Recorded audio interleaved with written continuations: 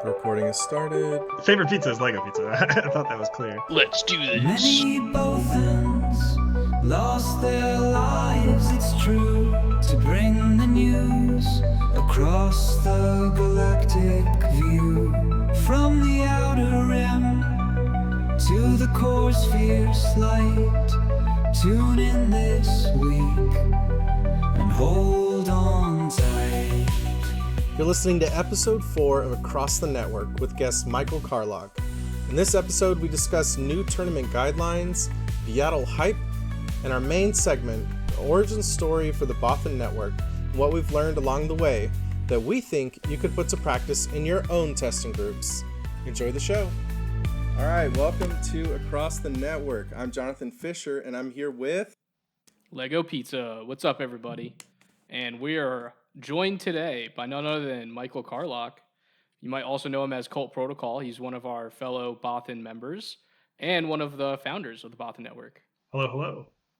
What's up, Michael? Pretty cool to be here, not gonna lie. Let's get into what's going on this week. We've got new tournament guidelines. We can talk about draws, game losses, slow play. Let's jump into it. Yeah, so if anybody isn't aware, FFG has released the new updated tournament regulations and the main event document. Both of those can be found on the main Star Wars Unlimited website under the Organized Play banner or whatever section on the website. They're PDF files, super easy to download. You can do it on your phone, on your computer. Some of the big ones that at least brought to my attention immediately was changing how draws work in the game. So previously, if there was no winner outcome of a match, meaning, all three games. So let's say it was someone won the first game, the other person won the second game, and then the third game went to time. They didn't finish. Previously, it was a double loss, which means both players lost and no one won that round. They would both get 0 points.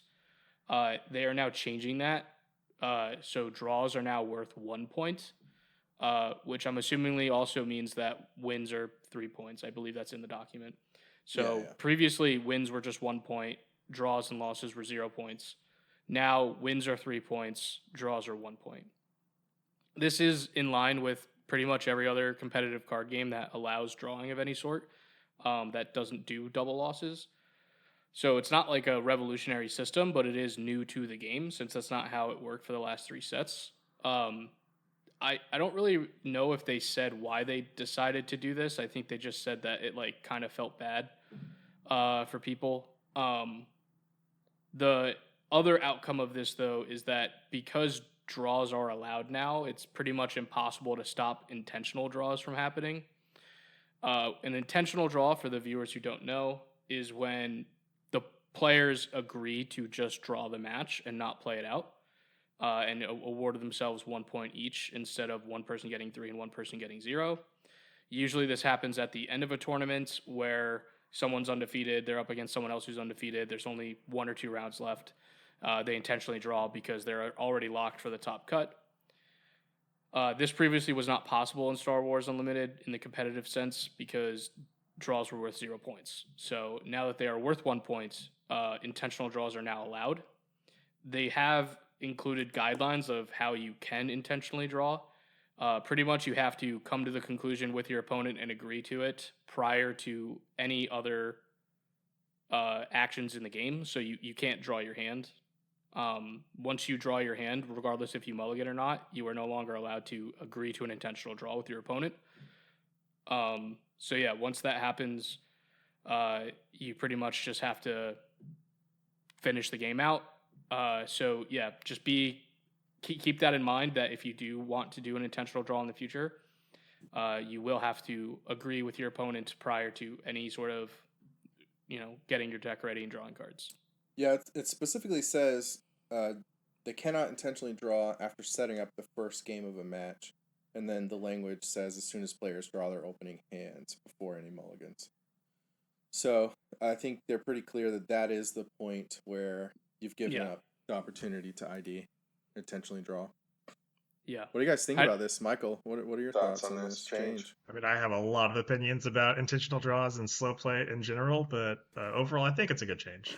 The people who are doing well in a tournament should probably be rewarded for that by being able to just, oh look, you went undefeated last match. Yeah, I'll just ID, go grab some food.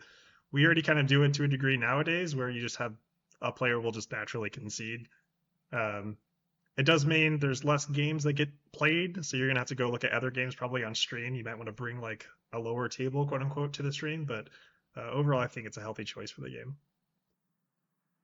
Yeah, I think there's conversation during this last PQ season around people showing up that had already won a PQ and then getting paired into somebody that they know, that like they might be on a team with them or whatever. For whatever reason, they would prefer not to play that match out and concede to their opponent that they got paired into, right? Like, so for us, it might have been a teammate where we say, look, I already won a PQ.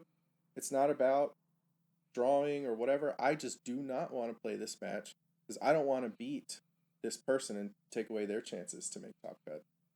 And that was a personal choice, right? And now they're legitimizing this by saying, look, if you guys don't want to play the match, we're not going to make you do it. You can intentionally draw as long as you don't set up the game and you both agree, you can do it.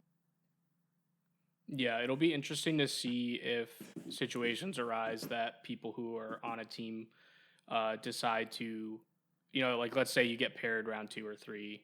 Like, are you going to draw with your teammate then? Or are you just going to play it out? Obviously, it's going to be dependent on the scenario. Like, I know myself, since I already have an invite for Galactics for a set 4 PQ, if I go into a teammate, I'm just going to concede because it'll help them more still. But that's only if it's in the first couple rounds. But if it's like we're both having it's a win and in for both of us, then we get to have a win and in draw, and that feels a lot better. I've always had it doesn't take away that concession. It doesn't take exactly. it away. Yeah. You can still do that, right? Like you can still just concede. But again, if it's like 2 teammates who both don't have an invite, then that is now on the table for them. I think that makes a lot of sense. Yeah. I mean, maybe not so early, but like if it's close to the last round or whatever, it helps you get to a win and in spot, then it's probably fine. I always have like a weird thing about intentional draws because I've had so many times where I like lost early, then won out, and then like in my last round this was back in my Magic days, whereas like I lost round 1, won the next 4, and then I'm in like the last round of a local PPTQ back in the day, which was like a tournament to play a tournament to get to the Pro Tour. It would be like the last round, and like it wouldn't actually matter what the outcome of my match was because everybody who was going to go into the top cut had already drawn, and it was a clean cut. So, it at that point it like didn't matter. Or, like maybe that specific scenario wasn't accurate, but like that happened to me before, and like that always kind of feels bad because if the only thing I don't like is that you can do it twice in a row. If it was you could only ID in the last round, I think I would be fine with it. But the fact that you can in a 7-round tournament go 5-0 and then intentionally draw, you're locked. Kind of stinks for most of everybody else in the tournament, and that kind of feels bad. Because realistically, only like 4 people are going to be able to do that, and then the other people have to do 1 win and in the round 6, and then round 7, it's just always going to be a clean cut. And a lot of times, round 7 will just not matter anymore. Like, it will functionally have already been decided who is in the top cut, and everybody else's games no longer matter. And that's the only thing I don't like. Because it does kind of feel nice that if you're like 4-2 in the last round of a PQ, and you're like, what if my breakers are good enough? What if I do get there? And sometimes you do, right? Like sometimes you ended up getting there as a 5-2 in the 8th or 7th slot or whatever it is, and that actually wouldn't be possible anymore. So that kind of stinks, but I think overall it's probably a good decision because it does stink for people who just like I think we've all been around that one opponent who just slow plays like crazy, draws out a match, and like there was literally nothing you could have done to not get a draw in that scenario. And previously, if you couldn't convince them without asking for a concession, because you couldn't ask for a concession, you had to like be like, hey, if we went to another turn, I'd probably win this game, kind of thing, where you have to dance around it and try to see if they'll be like open to conceding to you. Now it's just going to be you guys draw, you both get a point, you move on with your day, and it doesn't, it's not necessarily as bad as a loss, so that feels good, I think. Yeah. But there is always going to be now a thing where if you're playing a control deck and you do draw, your next round opponent, is probably going to be someone else who's playing a control deck who also just drew.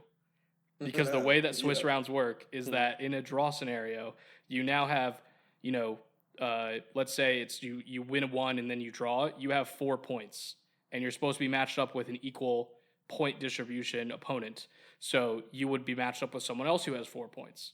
Well, the only way that can happen is if someone drew. So, we called it back in the day in Magic, it's just the control bracket, because those are the people who end up usually going to time. So that, that's how people get into like double losses, like on round 3, because now you're just up against another deck that you're more likely to go to time. Yeah, for anyone watching, I don't know. It is interesting because we actually had this experience already technically with an SCG tournament. Just one day though, it was changed on us during that tournament. But yeah, it ended up as exactly as you said. All the control players play each other, and then kept playing each other.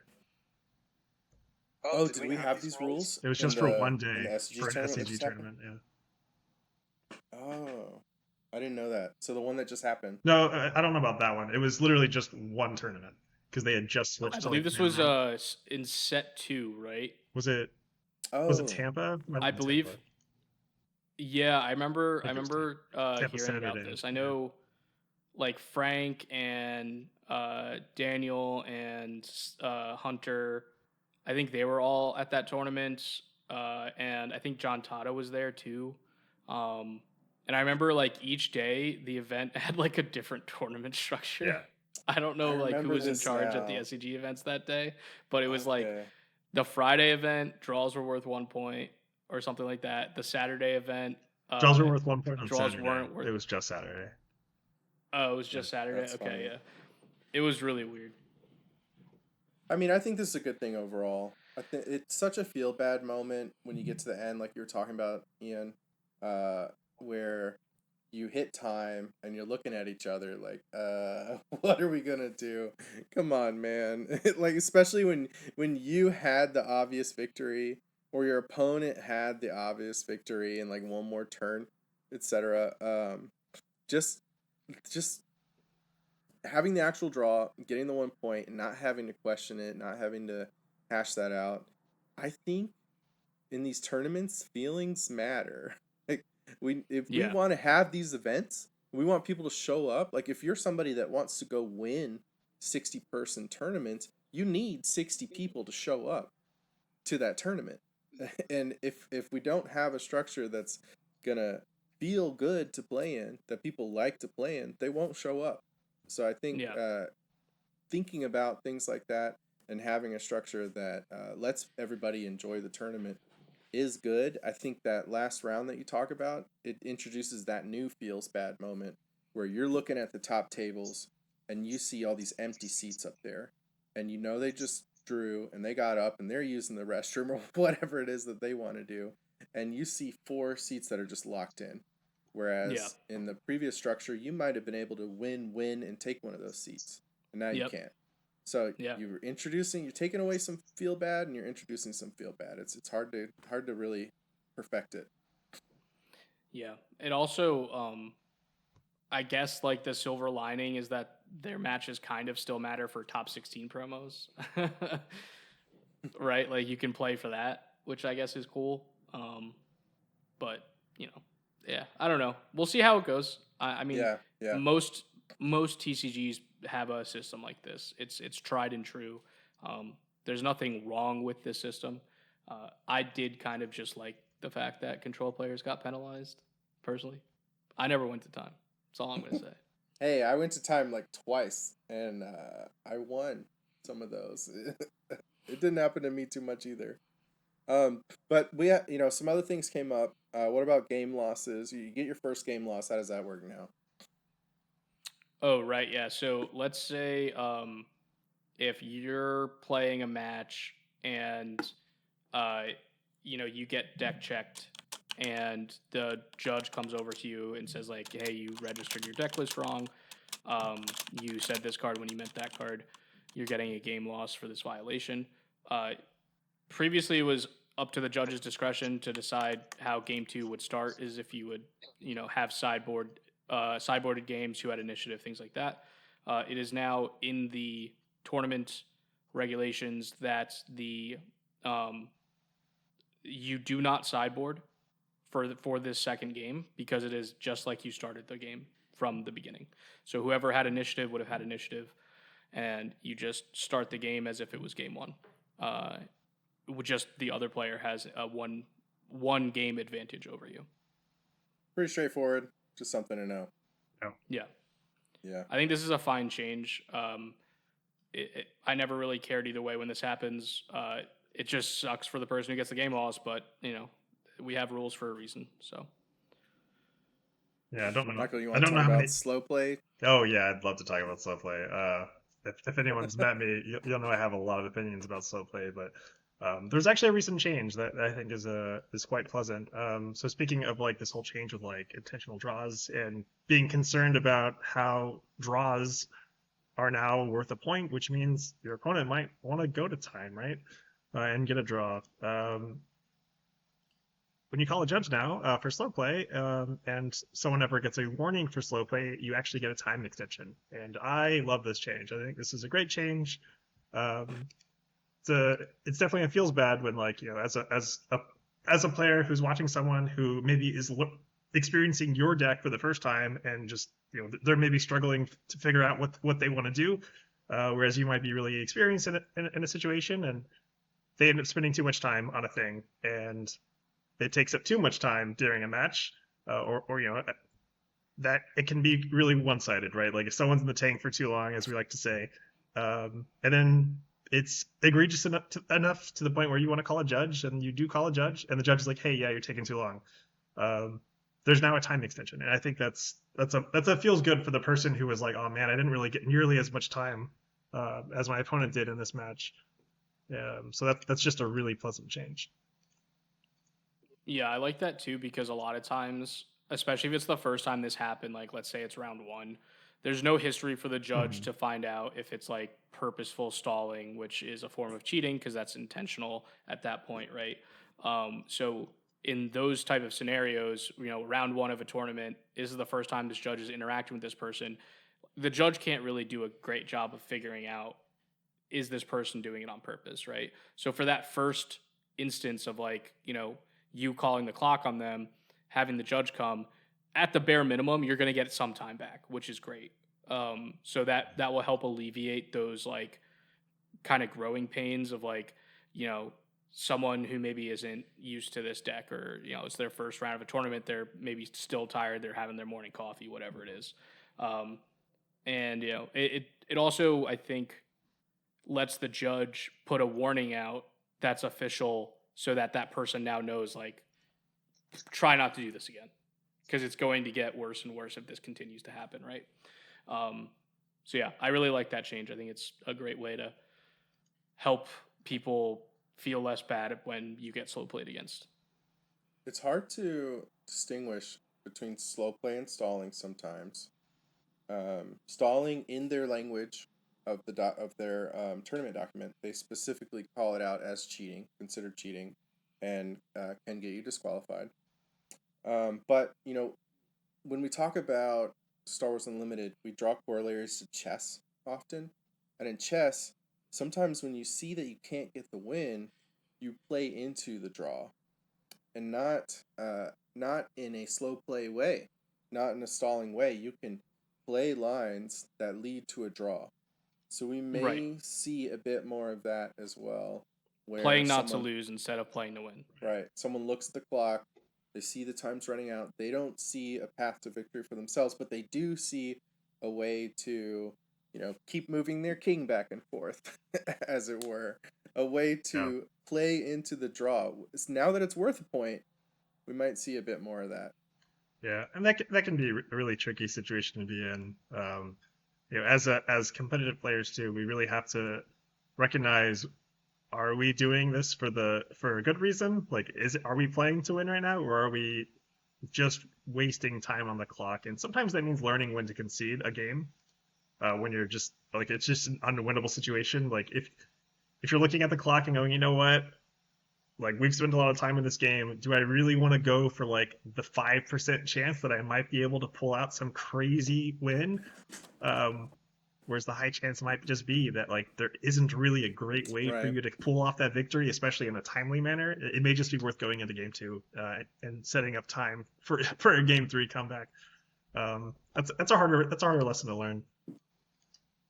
Yeah, I think Jonathan was also speaking kind of towards like you're in game 3, you know the clock's a problem, and now it's the situation of I'm playing the slower deck. I probably can't put my opponent's base to 0. So what I should do is just try to play as controlly as possible. Just do opportunistic trades so that the damage on my base is as low as possible so that I can't lose, right? So this could be just like using inefficient trades as a way to mitigate damage on your base, because you know that you won't be able to finish the game. So like maybe you just like resource all your Avengers and all your Snokes, and you just keep removal spells that are like under 6 cost in game 3, right? Because all I have to do to beat this mid-range deck is not die, and I'll at least get a point. Because we have 5 minutes to play this whole game. Yeah, do we still have the base health top cut rules? Did anybody notice? I didn't look at that part of the rule change. Yeah, so that is still the same way. Okay. How it works. So yeah, in top cut, the damage on your base is how you determine who won, and if that's the same, it's whoever has initiative. So in Swiss, we might see people play to draws when they're in game 3 and they don't see a way to win. I don't think there's anything wrong with that personally. I think that's a viable strategy. There is a point available for you to try to earn, so I don't think of it as something that's like nefarious in any way, and I don't consider that stalling as long as your pace of play while doing that strategy is above board. Yeah. Otherwise, in that case, your opponent I think it's totally fine. Yeah, your opponent can call for slow play, right? Like, in which case you might get a time extension. In which case that might not be a viable strategy. No, that's the thing. You have to play the game. Yeah. You play the line that's going to lead to a draw. Because that strategy, the whole point of it is that you're not trying to win the game, but at the same time, it's not a foolproof strategy that you're not going to lose. Like, it can still bite you in the butt. Yeah. I'm just saying, I think it's fine. We'll want to look out for it. This is something we want to be aware is in the realm of possibilities. Mm-hmm. Our opponents may start taking a line like that, and it's something we can recognize in our game. And honestly, we could take that line too. It's up, you might choose to. So BIATL is coming up. The Bothan Invitational in Atlanta. It is 12 days away from starting at the time of recording. This episode is going to release like 9 days before BIATL. So how hype are you guys? What are you doing to prepare for this? Hype levels are through the roof, dude, baby. I am so excited. I mean, every day it gets closer. It's like, oh crap, what deck am I actually going to play versus like, what am I sitting in and testing nonstop? But in terms of prep, I'm about to do a lot of prep, so I'm quite excited. Yeah, if you're listening and you haven't heard of it, the Bothan Invitational is a 3v3 2K tournament on that Friday, and then 2 128-player feeder tournaments that lead to a top 16 bracket tournament for a 6K. So 2 128-player tournaments that play out to top 8. Both of those top 8s form top 16 for a 6K in prizing. And then on Sunday, when the top 16 is playing out, everyone that didn't make it, which is 120, 110, whatever players, they have their own 2K to play in on that Sunday. So that's what's happening coming up in just a little bit. So Ian, what are you doing? It's super exciting. I mean, that's this is the only tournament that has been on my mind. Personally, I think it would be awesome if a Bothan wins at least one of the event, if not all of the events, just because it is our tournament. So we should get home field advantage. But yeah, no, I mean, I already have my invite for Galactics, so I'm not super worried about Denver, which is the sector that's happening the following week, even though I will be attending that. I'm more worried about BIATL, also because it's the first major tournament in the United States that is going to happen. So this is kind of going to set the stage for set 4 in terms of what we think is the meta and what ends up performing well in the unsolved meta that we have right now. So it's going to be really interesting to see what decks pop up, and it's going to give, everybody has an opportunity to show off what they've been working on for set 4, see if someone, broke something crazy with these new cards and new interactions. Is it really just going to be Django going crazy like we think he might be doing? Yeah. I think so, but who knows? Who knows? Someone could prove me wrong. I challenge you all to try to do that. But yeah, I mean, it's super exciting. That's the highest cash tournament to date for Star Wars Unlimited, and we know people are flying in for this. So someone could show up with something that we just haven't even thought of. There could be a trench deck that wins the whole thing. Jen Urso, man, what are you talking about? Yeah. So it is exciting. There's going to be coverage every day. If you're not going to this tournament, that's okay. You're gonna have access to a lot of coverage. We're gonna do daily updates from across the network. End of each day, we're gonna cover what happened during the tournament. We'll try to get the winner on if we can. They might be very hungry, so we might not be able to, but we'll see. And Ian, what are you're looking to do something extra, right? Yeah, I want to do some shorts of live, almost like reporting at the field crime or whatever, going up to people after matches, interviewing them really quick with a hot mic on my phone or something, and just having a fun little thing, super short, and just get shorts going on our YouTube page, because I know people love those kind of things. And I think that would be like a fun little update throughout the day that people can get when they're viewing from home, of seeing players that they know and how they're doing, and they get to talk about this cool interaction of how they just beat their opponent for winning, going to 5-0 or whatever. I think that would be a fun little thing. Probably going to be pretty raw, just no editing, just going to film it with my phone, post it on the YouTube page. So yeah, we'll see. Should be cool. The end of day updates, same thing. I'm not going to have time to sit down and edit it. Oh yeah, They're going to be raw, baby. Yeah, it is. That's okay. But yeah, so, get excited for that. We're excited. Can't wait to see you if you're going to be there. Can't wait to have you if you're going to be watching. Got any hot takes this week, Ian? Ian's hot takes. Need a graphic for that. I know. It's got to be like a steaming pizza or something. Yeah. So my hot take is Django is the boogeyman. He is as bad as you think he is. Commandeer will not save you. I really think just throwing 3 Commandeers in your yellow deck and saying, yes, the Django matchup has been solved. Praise to Commandeer. That will not solve the matchup for you, especially against good players, especially with tuned Django decks. I'm sorry, but you must try harder. I don't know, man. Commandeer's pretty good. Sometimes you can just make sure you can't deal with it. I don't know what to tell you. That War Juggernaut, that's a juicy target for me to take and smack you back,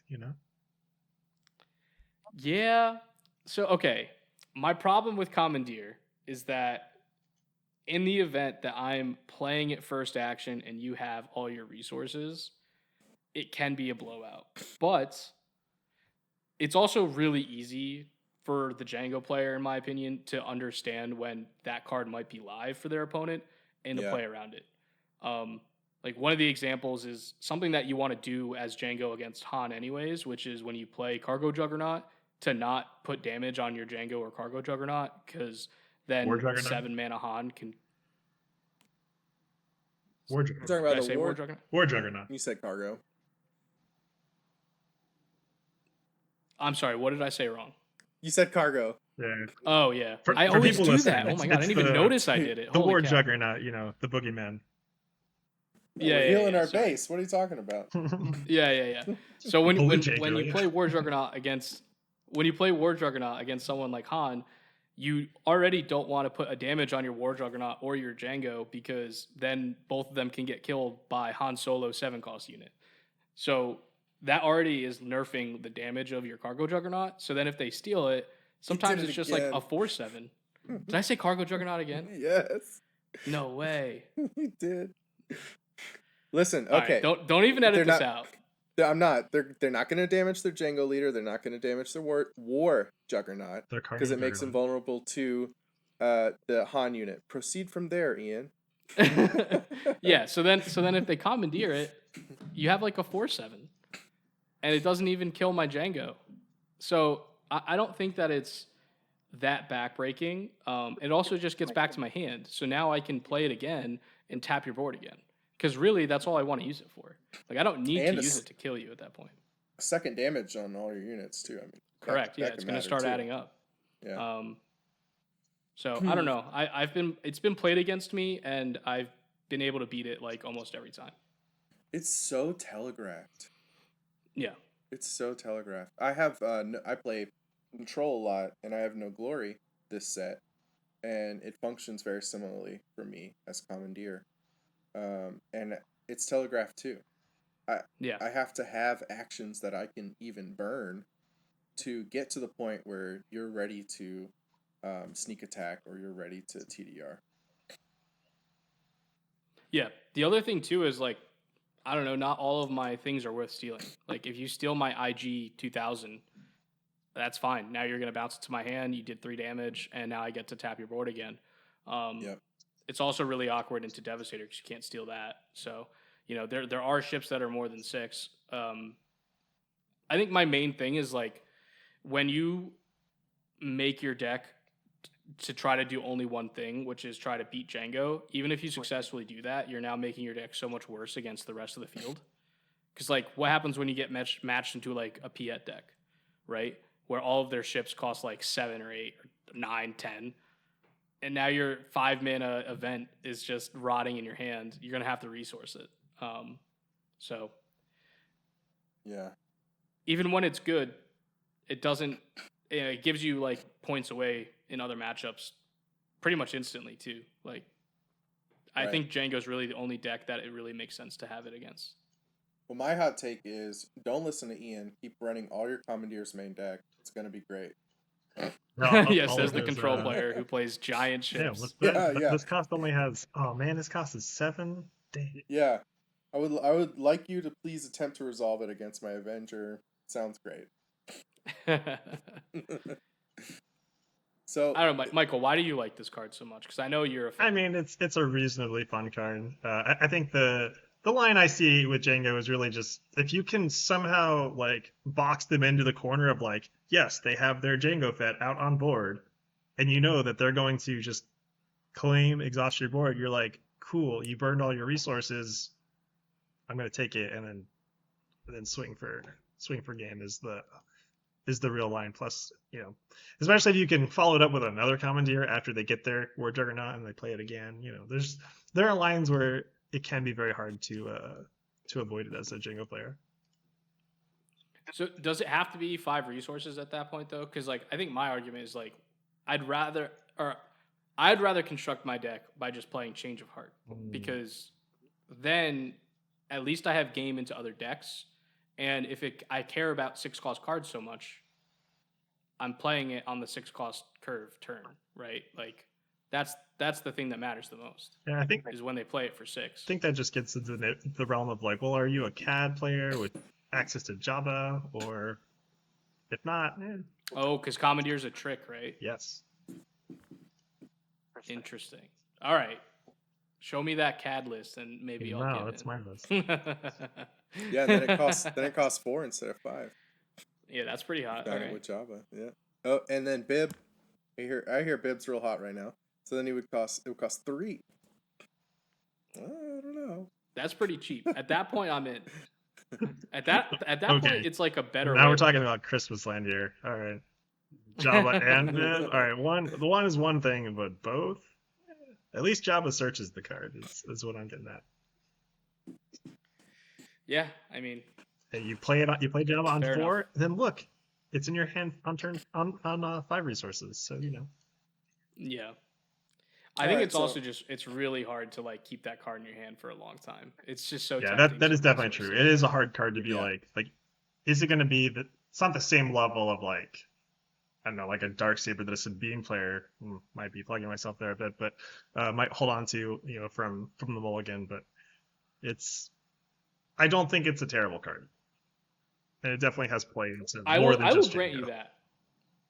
I will grant you it is not a terrible card. It can win games. I just think main decking 3 of them is an insane move. Ooh, call out. All right, well, that brings us to our main segment. Let's get to it. We today are going to talk about the origin of Bothan Network, our origin story, as it were. We're comic book superheroes. And we're going to get into what you, as a listener, could draw from that, how we think you could take some of what we've learned from starting this team and organize your own testing groups, strategies that we use that we'd love to share with you, and some of our experience of getting our friends together, people we like playing with that we think are very good, and forming a team. So, Michael, you want to kick us off in this story of the origin of Bothan Network? Oh, this is a story in so many parts. And you might have, as a listener, you might have already heard this story on other videos. Frank and George have talked about it to a degree previously. If you've seen some of us at the Bothan house, we've probably talked about it. Or if you've talked to us in person or just know us, you might have heard this story.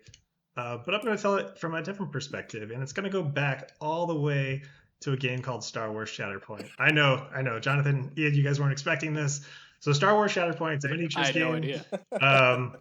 It was a game I got to play at a friend's house a couple of years back, and it was so cool. And I'm like, oh man, this sounds like a great thing to get into. So I got excited, started purchasing all this Star Wars Shatterpoint stuff, and then I started looking for people to play with. And that was really, really hard.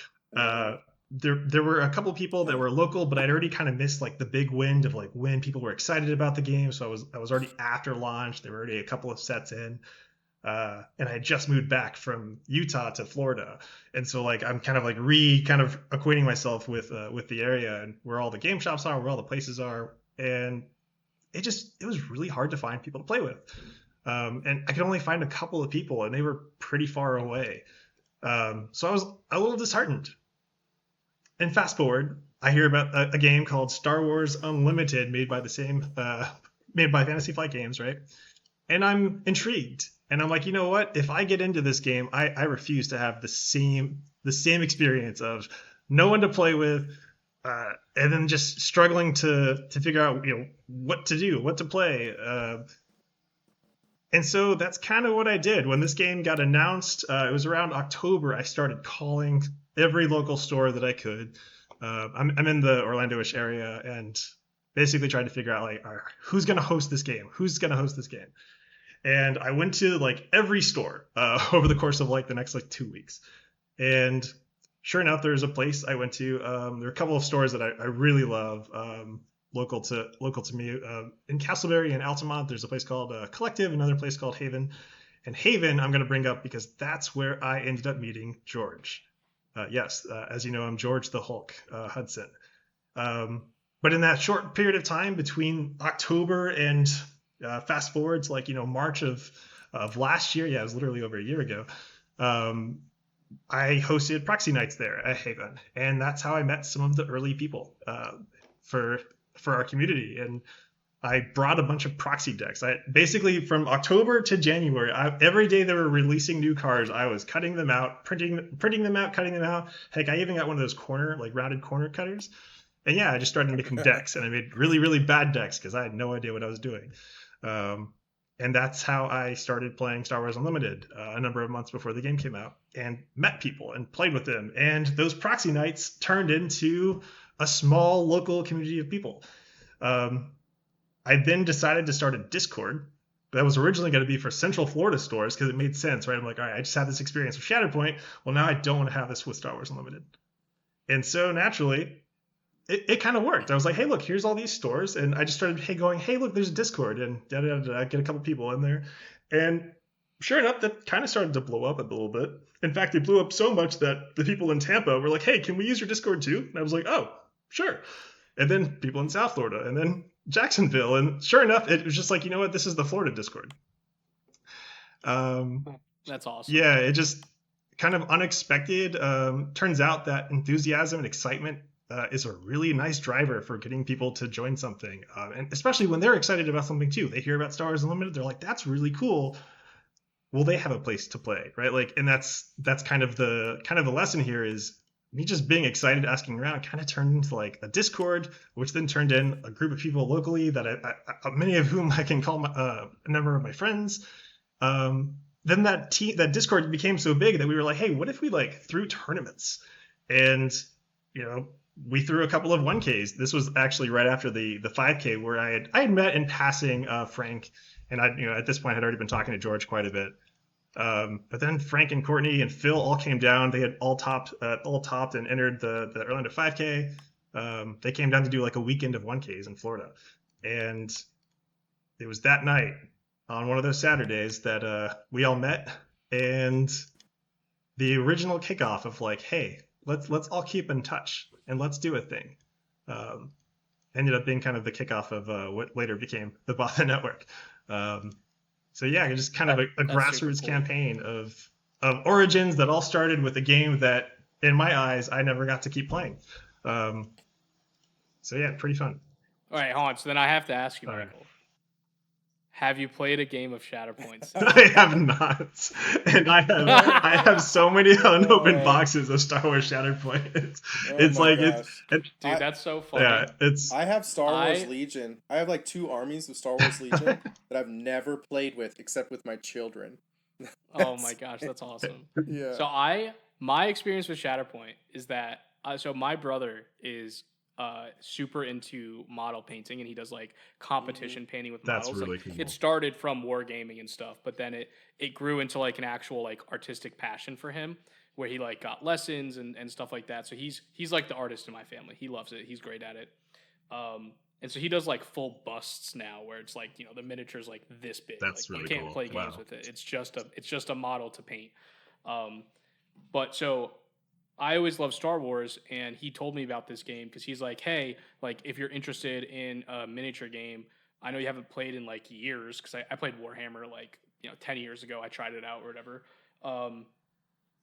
He's like, hey, this new game came out, you should check it out. I just bought some models because I just want to paint them because I just love Star Wars. And so I had eye surgery because my eye got messed up, and I was off for like 2 weeks from work. And so I was like, all right, well, I got one good eye and I got these models and I'm going to paint them.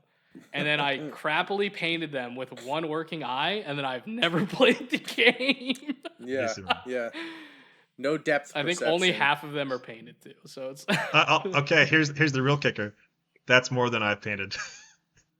I'm a perfectionist. And unfortunately, the idea of priming and painting miniature, like I'm the kind of person who's gonna like research. Okay, what's the best way to prime something? Okay, cool. You want this level of humidity. Okay, you want it to do this.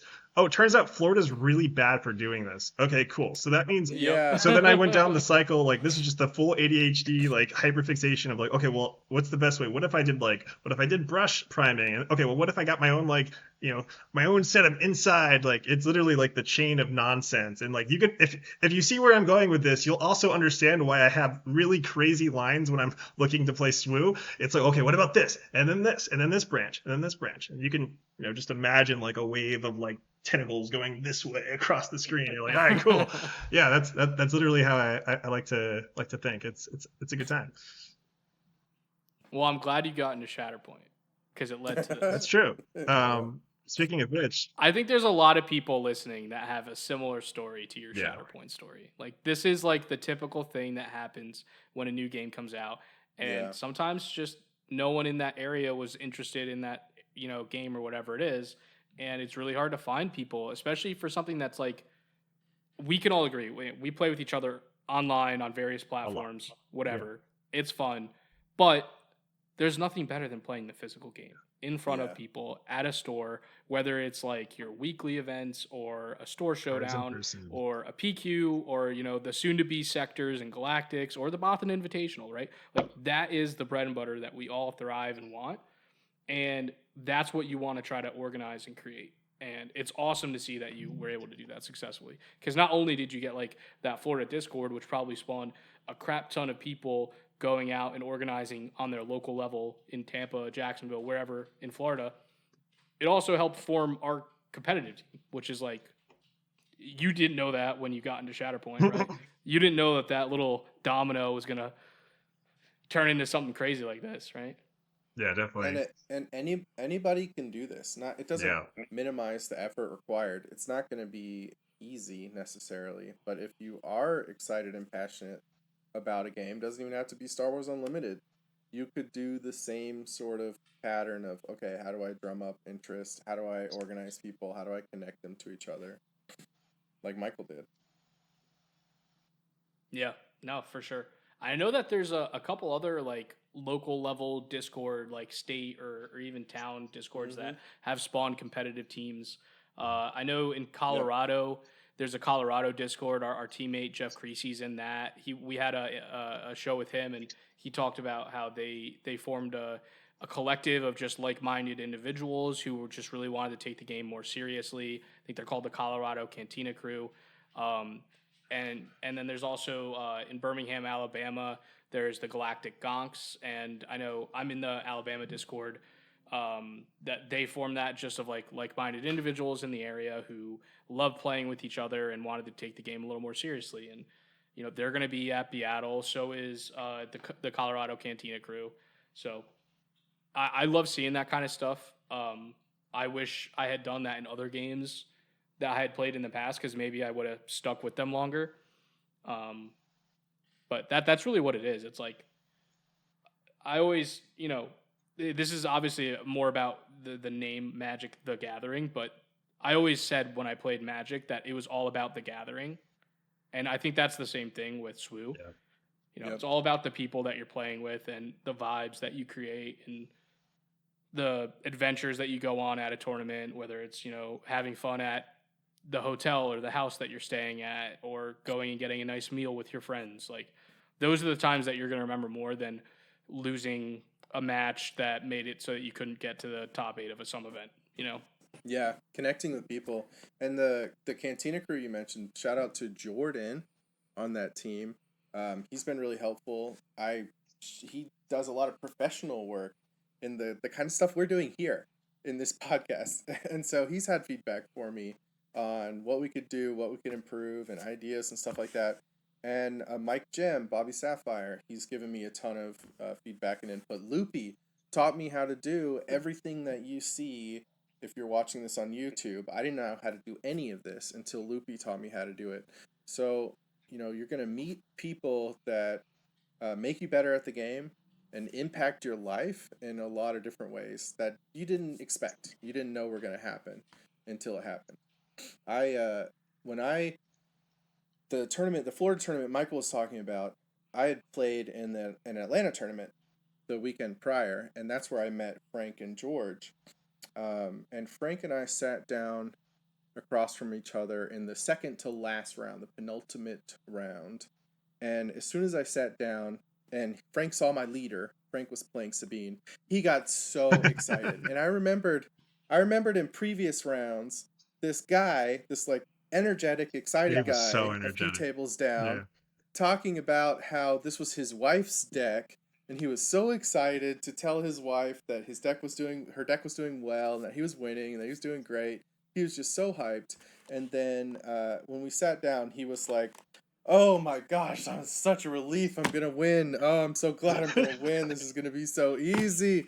Oh, because I was playing Palpatine, and I proceeded to smash him in 2 games, 2-0, and it was not terribly close, and he lost.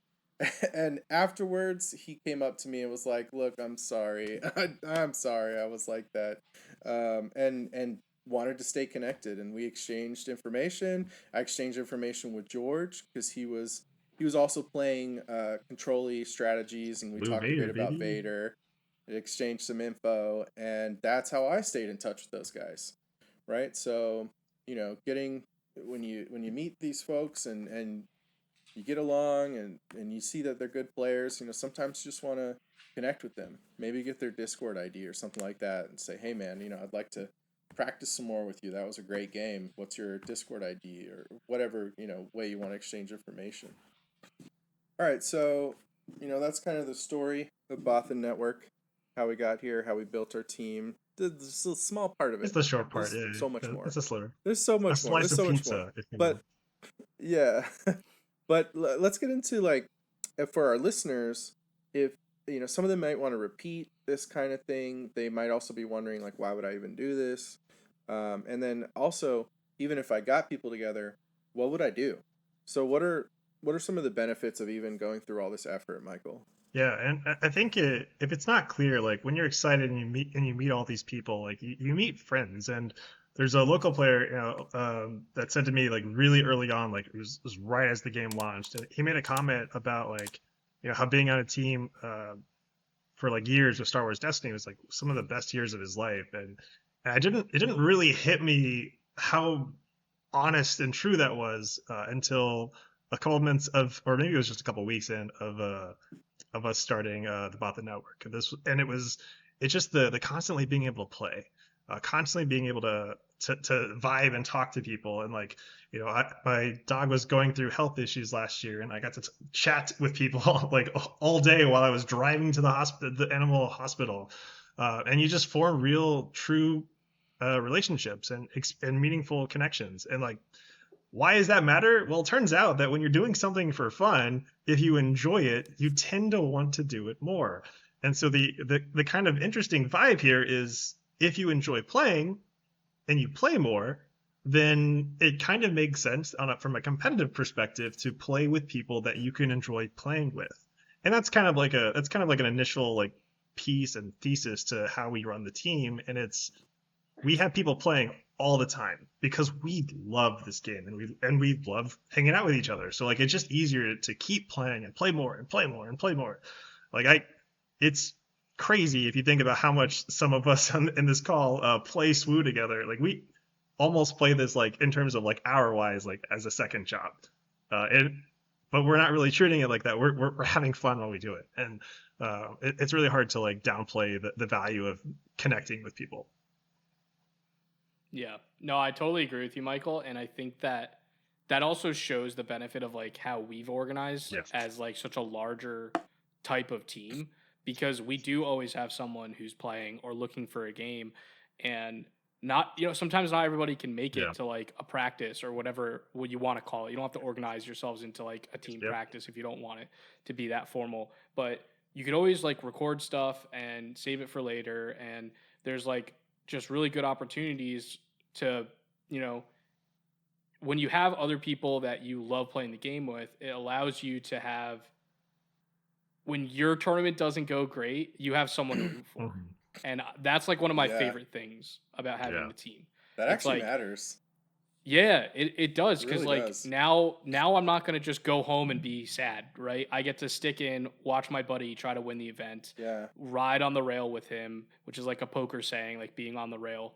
And just like seeing them hit that moment is super awesome, because, not selfishly, but like you are part of the reason that they got to that point, right? Like you helped them, they helped you. Like it's a team effort, and that's like the beauty of it for me. My last 3 tournaments, I've made 9th and 10th place. Yeah. But there were like 3 or 4 of my teammates in the top cut at each one of those tournaments. So it's just as exciting to sit down and watch their victories, and like you said, know that you were part of their practice, part of them getting to where they were and being able to win that. And you invest so much time and energy into traveling to these things, preparing for these things, and if you're all by yourself, which I'm sure we've all done, where you go to a major tournament and you're all by yourself, there's nobody else with you. Maybe there's some people but if you don't do well, you walk away feeling pretty bad. At least I have in the past. Oh yeah. I've Like, sold why did I my, even bother coming, right? I Like, sold my that deck kind of thing. on the spot. I was playing Super Friends in Magic the Yeah. Gathering. I had Jace, Gideon's, like all the Planeswalkers, original 4-drop Jace, not the 3-drop. And it was like a very expensive deck, and I practiced the crap out of it. And my first 2 rounds was against Vampires, which has a creature they can just sacrifice to kill my Planeswalker anytime they want. And it just lined up and they just smashed me. And I felt so bad. I was all by myself. I'd driven so far to get there. I had this super expensive deck that I'd practiced a lot. And I just sold it. I was like, I think I called my wife at the time. I was like, I just sold my deck. I've got $500. I'll see you home soon. I did not win the tournament, but I'm coming home with money. It just felt so bad. But now that I'm playing these tournaments with friends, it is such a game changer. Yeah. The mental edge that you get by like just always having people to chat with, always like see, especially like we're so lucky because we have people like Frank, who's just never in a bad mood, always super energetic, that you can chat with between rounds and just have like a blast, and you like forget that you're even at a tournament. But you know, find those people that make you feel that way and make you happy and have a good time in between rounds, and who you can go on a lunch break with or who you can get dinner with afterwards, because that's half the battle. Yeah. And there's other little benefits too, right? Like it goes without saying that like this is a game that requires some amount of money that you have to put into, and when you're trying to gear up for a tournament, you're like, oh crap, I might be missing a card or two, and like that's the worst case scenario for like a competitive player who's put in the work, put in the time, and then not be able to have a card or two that they need for their deck. I think we had someone come to the Bothan house in Atlanta for SCG Atlanta, and they made a comment. They're like, oh yeah, I'm missing a card, and it's like, dude, here you go. And they're like, really? I'm like, yeah, please don't. You're not allowed to come to the Bothan house and like go to a tournament missing cards. Like unacceptable. Like we brought cards to make sure everyone who's here can play. And like there's benefits to that, right? There's benefits to being excited. There's benefits to practicing, and of course, there's benefits. In fact, I would even argue that like if you can't celebrate a teammate's victory, then like, you know, it's not. I mean, it's just like, you know, why are you here? Right? Like there's a vibe thing that really matters with us, and just in general, and just in social connections. You want to enjoy this hobby, and I think we've done a really good job building that. Yeah, I think Andy from The Office said that, you know, they never tell you when you're in the good old days. When you're in them. Yeah. But you always, when you're in them, Yeah. it's kind of like that Yeah. right now. Yeah. Yeah. So for our listeners, I also want to share some of our strategies, not just our feelings. So what kinds of things do we do at Bothan Network behind the scenes that other people could take into their testing groups? Maybe they have a group of 5-6 friends that they like to test with. What are some things that we do that they could also be doing? Yeah, so one of the big things that I like doing with the team is just, if I'm building a deck, I'll just go into our like looking for game channel, and I'll be like, looking for brewing partners. I'm trying to crack this deck, or I'm trying to like really massage this one and I need help. And then just like whoever is around can hop in a Discord channel, and I'll like stream just a deck list that I'm thinking about, and we talk about various, cards that we might want to put in. It usually ends up being like an 80 card deck, and then we whittle it down. Yep. And it's honestly half the time nothing comes of it. It's a terrible deck, but it was fun, and we maybe will get an insight like, oh, maybe it was like, this deck isn't great because this leader isn't good, but this card or interaction was really powerful. Like, let's try to find a new home for this. Yeah, you can find packages. And then just like reporting that stuff back to the team, right? Like going and being like, hey guys, played a bunch of this stuff today. It wasn't really as good as I hoped it would be, but like, I really like this new card. We should try to find like the best deck for this new card or whatever it is. And then there's always, every single time, there's someone like, I know that card's awesome. I've been trying to make it work. I have this deck. Right. And then they post their deck with that card in it. And you're like, this is what I was trying to do the whole time. And it's like a and beautiful little Carlos. thing, right? And it's Yeah, Carlos. it's always Carlos. always It's always Carlos. So that's like one of my favorite things, and that's especially helpful when it's like maybe like you're not that great at deck building, right? Like I love deck building. I think I'm pretty good at it, but I also have like very specific decks that I'm good at building. I'm not really good at building control decks. I really like mid-rangey and aggro type decks. So I feel really comfortable building those kind of things. But if I was trying to build a control deck, like that's what having, other people that you can lean on is super helpful for. So like I can just hit up George and be like, "Hey George, how many like events do I need in a control deck?" Right? Like, and he'll know that stuff. And that's like an awesome resource that I can use to try to like, math out the different stuff in my deck. Like maybe you're not good at math, you don't know how to use a hypergeometric calculator, and you want to know how many turn one plays you have or need to have. And having someone on your side that can help you do that kind of stuff or knows that kind of stuff is super helpful. So I like leaning on people that way. And then also if I know that this deck is having a problem against another deck, I will try to like just be like, "Hey, can anybody run this deck into my deck? Because I need to learn this matchup. Like, please beat me over the top of my head until I learn it." Like, you need to be able to admit that type of stuff, right? Like, you're not perfect. That's fine. Your deck isn't perfect. That's fine. Just work on it and like figure out the flaws and have someone, help you learn why your deck is struggling into another deck and like what cards could you maybe add to your deck to make it better. Those are the type of things that I try to utilize as much as possible. Yeah. What about you, Michael? I love deck building. I wouldn't say I'm like the best deck builder, but I've learned a lot of things from all these different minds on the Bothan Network and the team. But one thing I've really liked is taking elements of what George likes to talk about, and it's taking part of it is like, what is the deck trying to do? Understanding what the deck is trying to do, and then running the exercise of what does that deck actually need to do what you think it's trying to do, and then you match the ratios. And one thing I really like doing is recognizing that sometimes good cards don't fit in what that deck is trying to do, like what that deck specifically is. And like you're like, "Oh, but why would you not put, I don't know, a new card example. Why would you not put Chewbacca, the new pilot leader that can make things, da da da da?" It's like, well, that's really cool, but like that's not what this deck is trying to do. This deck does not care about pilots for as an example. And it's just like, let me see if this interaction and this goal makes sense. Run through to what the course is like, and then sometimes that means letting that deck die, and that's fine.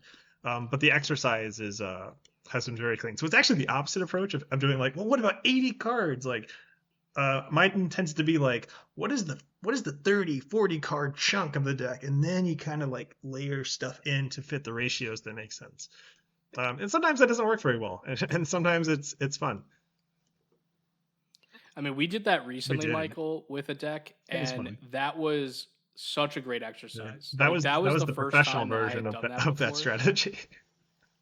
Yeah. Yeah, no, it was so cool. We had like all the cards that you could think of that would go in the deck laid out, and we just fit the cards to the curve, figured what is the optimal thing to do on each play. Like if you could just pull it out of a hat, what card would you want on this turn? Like figuring out those type of things so that your game plan is always intact and you have a good plan A, plan B, plan C, whatever it is for each of the turns of the game. Like that was such a cool and unique way to build the deck, and I feel like we got a lot out of it. It was fun exercise. We did it as a group. Yeah. And Michael organized us and kind of coordinated us going through that, and we recorded it. We did. These are the kinds of things you can do. You can go through these kinds of efforts with friends, with anybody that you're working together with, and record it and go back and watch it again or share it with people that weren't able to make it. But yeah, that was pretty amazing, that whole exercise. That'll be fun too, because we'll get to see because like not everyone could make every session, so like it'll be fun watching the people who didn't make it go, okay, here's why we got to talk about all these other things you guys missed, and it'll be like, sweet, let's record that session. I can't wait. It's it's Yeah. it's fun. Yeah, I There's think all in levels all, it to was it. like, yeah. After everything was said and done, I feel like it was like a 7-hour tango or It was something like like 5 that, and right? Like change. how It was like long? almost the length of Oh, a was it? Boss Blue Okay. game, you know. No shade. Ian just uh, made me beep a word out. I'm gonna beep that word Boss Blue, no. out. Nope.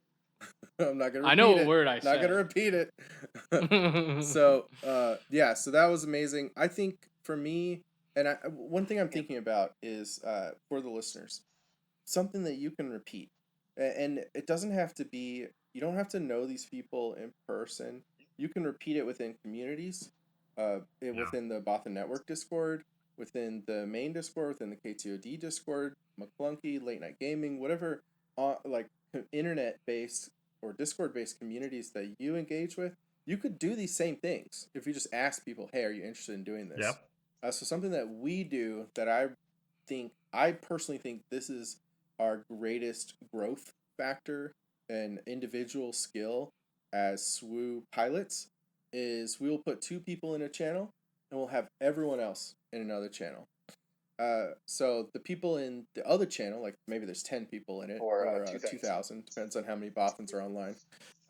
They will be doing commentary on the other 2 that are playing out a match, and we'll talk about their lines. We'll talk about sideboarding. We'll talk about what we think they could have done differently. We'll talk about if they had made this choice, how would it have impacted that line. We'll talk about 2 turns ago, now that we're here, if they had done that, how would it have changed this. We'll talk about deck building decisions. We'll talk about just anything we can think of that we think would help the 2 people that are playing out their match. We're focused on those 2 people and how to help them get better at the game. And so then they will come back into the channel after their match and we'll have some discussion. And then we record this. So then they can go back and watch what people said about their match. And I think for the people playing the match and the people watching and doing commentary, this sort of exercise helps improve your game a lot. It does, yeah. Even if you're doing the commentary, you're having to think more critically than you would if you're just watching and enjoying a game. Yeah. We started doing this a while back. I got asked, well, how should we run this practice session? I was like, well, here's what I wish we could do. And I don't know if it was that night that we actually tried that particular version, but we definitely tried a few different things because, again, you have the bright side of a fair amount of people is you get a lot of ideas and you get to test out ideas and see which ideas actually stick. And this is definitely one of them that works reasonably well. This is like the more evolved version of like playing open hand.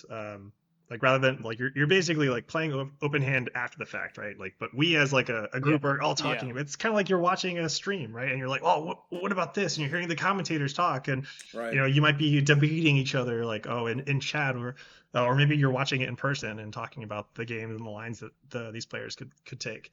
But obviously you have the advantage of seeing both sides of what players could be doing. But it is really interesting, and you get to learn quite a bit. And sometimes you'll find out that the players had a better idea, and that happens quite a bit, which is totally fair, especially when they're experts on those decks. But sometimes, someone else who might be thinking, like, for instance, like they might be trying out a more mid-range or like an aggressive deck, and they're normally a control player, and they might be, well, technically I had to control the board right this second, whereas like the aggro player, like me and Frank, might be looking at each other going, he is lethal, right? We're like, yeah, of course, yeah, hit face. And so you'll get cases like that, and just things to learn as players. You'll pick them up over time. But it's cool to hear. Sometimes we'll find like actual play errors, like That's true. legitimate errors. Yeah. Like on a baseball score sheet, it would say Yeah. error, and neither player noticed it. And it's in the recording, and we talk about it with them afterwards. Yep. To let them know that there was one today that I can think of that I'm not going to say, Yeah. but it was like that was strictly an error. There was no Yep. reason not to do something. Yeah, one of the things that I love about that too is like we eventually compile a bunch of these recordings and we just have like a Google Drive set up with it. So let's say like you've been testing this one deck for a while, you really haven't gone anywhere with it, you want to switch off of it, but one of your teammates, coincidentally, has played a bunch of games on this deck, and maybe you didn't catch all of them or weren't there to do some commentary yourself about those games. Well, now there's this giant resource that you have that you can go and watch back games with essentially professional level commentary, because half of our team is commentators anyways.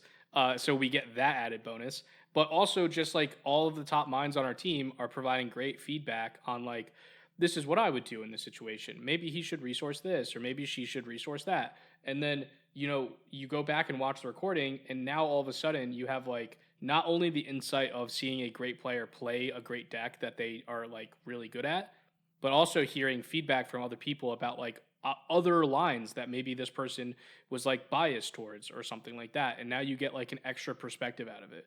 I actually did this for when I was preparing for SCG Columbus at the beginning of set 3, because I was kind of unsure of how to build Han going forward into set 3. So I wanted to take some time off with Han and play a new leader. And our teammate Jeff Creasy, who we did episode 2 with, had done, or was it episode 1? I forget which. They're all blending together now. But either way, Jeff Creasy, who was on here, he had built a great Anakin Blue deck. And I thought his deck was really cool. It was super innovative, and I thought it was going to be really good into the meta that we thought was going to happen at SCG Columbus. So I went back and watched like 4 hours of him playing, and it got me like next level prepped of how to play this deck. And I hadn't touched it before that. Like, literally had not picked it up. I watched 4 hours of gameplay. I played it a bunch for like the 2 days before the event, and then I went and played. Yeah. And I ended up top 8ing twice. Like, I remember, those are the type of things that we can do that, like, I think not a lot of people can do as easily, because we have so many members. But at the same time, it is something that you can do at a small level and build and have that repository of information that you just keep building upon. I mean, if you had 6 players, 6 people that test together, 2 of you could go in and play a match while 4 of you commentate, and you could record it and get the same kind of experience here. And it's good for everybody. Yeah. That's just a little bit harder because you have to plan for 6 people, right? Like, you have to all, like, if 3 people don't show up, now you got 3 people. Yeah, I mean, small groups easier to coordinate, but yeah, easier to manage, and for sure. If you think about this from like a local level too, right? Like, one person might have like a little GoPro, right? Like, on a little stick, and they're like, all right, perfect. That's all you need to start recording some of this. It doesn't take much. You can have someone recording with their phone, or of course you could use online clients that don't exist. And part of I love the deadpan, Michael. part of how this works is that those people are going to do the same thing for you.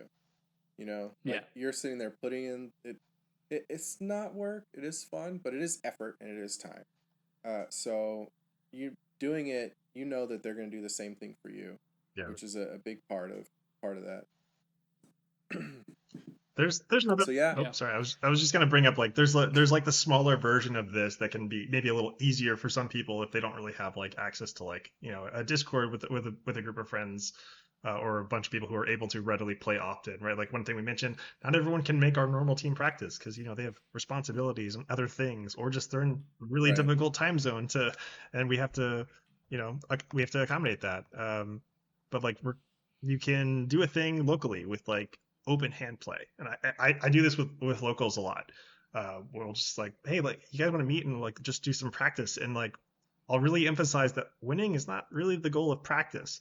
It's understanding what the optimal lines are of each deck rather than like who wins, right? Like, it's like, because winning a practice match doesn't really mean much. You have to understand why you're winning, and why lines are played, and why those lines are better than other lines you could have taken. And you can kind of exercise that out by trying out something, going, well, I think this would be a really good play. Oh, and then you could show your opponent. Your opponent might think, well, actually, this is how I would respond to that. It's like, all right, cool. Well, why don't you take, this is like the primitive version, right? So, all right, we'll take that back. Well, what if I played General's Blade on Sabine versus Darksaber? How does that impact your decision? And it's like, well, if they have disabling Fang Fighter, they're probably going to just play the Fang Fighter regardless. But there might be other lines of play that they might be thinking about. They might be worried about you playing a Rebel Assault with that one extra resource, or whatever it is. And you could just take those lines separately and try them all out. Yeah. One of the things that I also like doing is, like, especially for live play, like just screenshotting a board state and maybe your hand, and being like, all right, this is just so I can recreate this, and let's just kind of have divergent path here. Like plan A, I play this, plan B, I attack here, or something like that, right? And then you just play it out, and you just try to see like what the outcome would be with your divergent like game decision. You need to go to a table behind them and like fan their deck out so you see what they're drawing. Just take a picture of that. Like, oh, I could recreate this entire thing now. But so we're going to wrap this up shortly. What is on your mind that you think we've missed in regards to things that we think our listeners could leverage that we do as part of the Bothan Network? I've got one. If you've played against me, you know that I've got a pretty serious resting.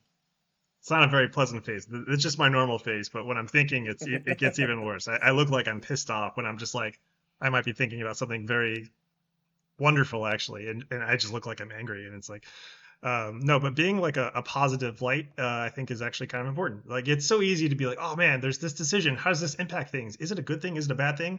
It's easy to be pessimistic about them. But like, it's also it's not very hard to be optimistic about them. And like the directions this game has been making with SWU, a lot of pleasant things are happening, and I'm pretty excited about it, and I hope you guys are excited. Yeah, I agree. I think the one thing I will leave off on this topic is something that Frank always loves to say, which is that the goal is to make your testing harder than the tournaments. If you can successfully do that, whatever methods you've used were good enough because you were able to make your tournament easy, right? And trust me, I lose way more in practice than I have in tournaments. I knew what you were going to say, Ian, when you said something that Frank says. We make sure our practice is harder than the tournaments. So yeah, my last thing that I would add is if you want to try any of these things, our Discord is available as a public area to meet up with people. We have public channels, and there's so many other places to do it, but I want to welcome you to come into our Discord and try these things out. Post in our general and say, I saw on Across the Network they were talking about some of these strategies. I want to try them. Is there anybody that's interested in doing it with me? We'll probably help you. I know I would. I would help you try to kickstart some of those things. I don't have the time to do it with everyone everywhere. That's why we're doing this podcast, because it can scale out to everybody that watches it.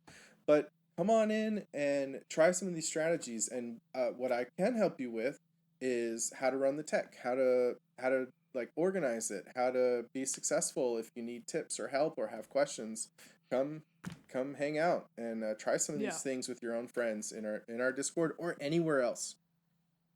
Yeah, that's a good point. I'm always available. Ping me in the Discord, DM me.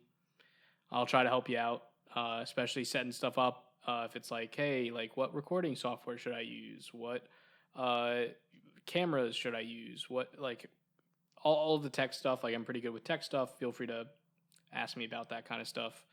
It's always harder when you see it from the outside, and it's so easy once you just like make the decision, I'm gonna do this, and then I'm gonna try it. I'm gonna go for it. Once you do that, that's half the battle. Just do things. It's fine. Like, it's okay to do them slightly incorrectly. You'll get better. So what's coming up? March 26th, we have Frank Myers, BIATL Hype podcast. We're gonna talk all about Bothan Invitational. Make sure you know what you need to know, and we're gonna hype you up for it. And we're gonna have Frank Myers, so just don't miss it because Frank Myers will be there. April 2nd is gonna be our post BIATL show. We'll be breaking down everything that happened at BIATL. And as we mentioned earlier, there's going to be shorts, there's going to be nightly recaps during Bothan Invitational on this channel, so pay attention, look out for that. And we'll try to, our guest that on that podcast, we're hoping will be like the 6K winner or something like that, somebody that did quite well and can kind of break down how their tournament went. We'd love to do that, and we're going to try to bring that to you. And if you have stayed all the way to the end of this podcast, you're going to get a bonus segment where we warmed ourselves up to get ready to record by talking about pizza, how much we love pizza and what we love about pizza. So stay tuned. Me. Lego pizza. Stay tuned if you want to hear that bonus. But otherwise, thanks for joining. But first, we're going to talk about pizza. I love pizza. Ian, what's your favorite pizza? Okay, so my favorite kind of pizza is chicken parm pizza, which Oh. I don't know if y'all had because y'all live in the South, but that is a New Jersey specialty. If you go to any pizza place in New Jersey, I guarantee you they have chicken parm pizza because it's just like every Italian corner store, essentially, is what a pizza store in New Jersey is. It is absolutely fantastic. I like buffalo chicken pizza. So it's like that, but you don't have to worry about what buffalo sauce did this random pizza joint end up using. Yeah. It 'Cause it's sounds just- like it. That's what I was thinking. Yeah, it's Just basically no that, buffalo sauce. but just the chicken, like the parm and the marinara. It's just a little bit extra red sauce, basically. Michael? I thought it was obvious. My favorite pizza is Lego pizza. I thought that was clear. That's why I brought this Let's topic go. up, dude. No, but seriously, I love a good white pizza. I love a good buffalo chicken pizza. The main thing for me is if it's got cheese on it, I'm probably gonna like it. But seriously, I love ricotta. I love meatball. That's probably my go-to. Oh yeah, Nice. like a 4 cheese pizza or whatever huge Yeah, number sure, they why want to not? put in front of the word cheese. Yeah, more cheese. When in doubt. But yeah, I love meatball and, Yeah. and ricotta. So I live in PA right now, and even though we're so close to New Jersey, it is so hard to find good pizza. And I'm Huh. just like, I am such a critic, we should say. I'm a foodie about pizza. And it is annoying because I basically, since I've lived here for 3 years, I have had to just find a new pizza place like all the time because they're just never that good. And there's like this one pizza shop in my town. The name is called Pizza. That is what the sign says. It just says pizza. They do not have an internet presence at all except for the address on Google and like 2 pictures. The only way to get pizza from this place is if you walk into their store and order it, and they have 2 options, cheese and pepperoni. That's it. And then you have to wait there while they make it. And it's isn't just the best. it's insane. It That's is so hilarious. good. It's just one guy making it, and like that's it. He like sometimes has his kid there helping him. And he like purposely made this business venture as I just like doing this, and I know it's really good, but if I advertised it at all, I would have to ramp up the production of this to the point where it is no longer fun, and also the pizza quality goes down. So this That's is so how I funny. do it. Excellent. Good that you found it. Yeah, it's just annoying because I never want to drive over there and like walk Yeah. in and wait. So I end up just not getting it.